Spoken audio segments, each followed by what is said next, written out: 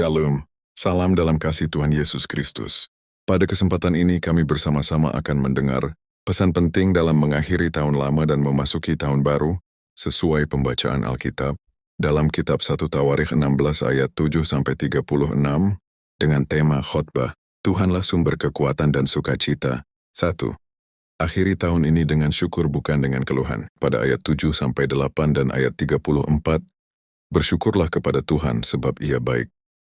Daud mengajak umat mengakhiri peristiwa besar dengan ucapan syukur, bukan dengan kesombongan atau keluhan. Syukur tidak meniadakan luka, tetapi mengakui bahwa Tuhan tetap setia di sepanjang perjalanan. Jangan hanya mengingat kegagalan tahun ini. Jangan hanya menghitung kekurangan. Akui bahwa Tuhan menjaga hidup kita sampai hari ini. Tutup tahun dengan hati yang bersyukur, karena syukur membuka pintu sukacita dan berkat masa depan. 2. Mengingat karya Tuhan sebagai sumber kekuatan. Terdapat pada ayat ke-8-12 dan ayat 15. Ingatlah perbuatan-perbuatannya yang ajaib.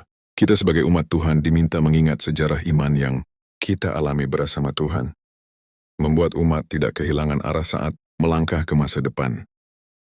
Ingat bagaimana Tuhan menolong di masa sulit. Ingat bagaimana Tuhan memelihara keluarga dan jemaat. Ingat bahwa kita masih berdiri karena anugerah-Nya.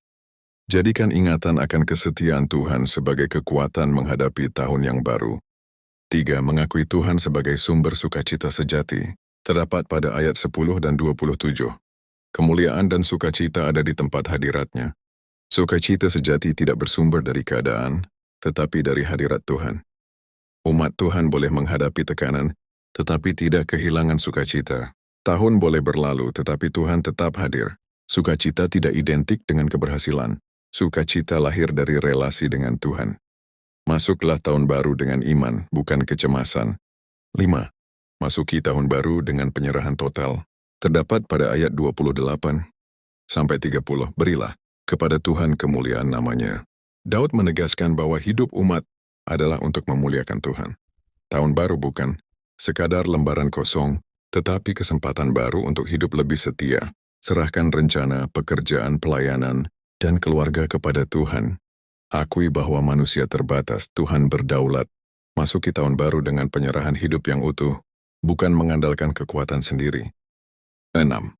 Menjalani tahun baru dengan pengharapan, bukan ketakutan. Ayat 31-33 dan ayat ke-35. Tuhan itu Raja. Daud mengajak umat melihat Tuhan sebagai Raja atas seluruh ciptaan. Artinya bahwa masa depan tidak liar dan tanpa kendali, tetapi ada dalam tangan Tuhan. Masa depan bukan sesuatu yang menakutkan. Tuhan tetap memerintah, sekalipun dunia berubah. Hiduplah dengan pengharapan aktif, bukan pasrah tanpa iman. 7. Hidup sebagai umat yang bersaksi di tahun baru. Ayat 23-24. Ceritakanlah kemuliaan-Nya di antara bangsa-bangsa. Ibadah sejati tidak berhenti di bait Tuhan, tetapi mengalir ke kehidupan sehari-hari. Kami ulangi lagi, bahwa ibadah sejati tidak berhenti di bait Tuhan, tetapi mengalir ke kehidupan sehari-hari. Jadilah saksi Tuhan lewat sikap hidup. Bawalah damai, kejujuran, dan kasih dimanapun kita berada. Jalani tahun baru sebagai umat yang membawa terang dan sukacita Tuhan kepada semua orang. Selamat memasuki tahun 2026, tahun kepedulian. Tuhan memberkati. Amin.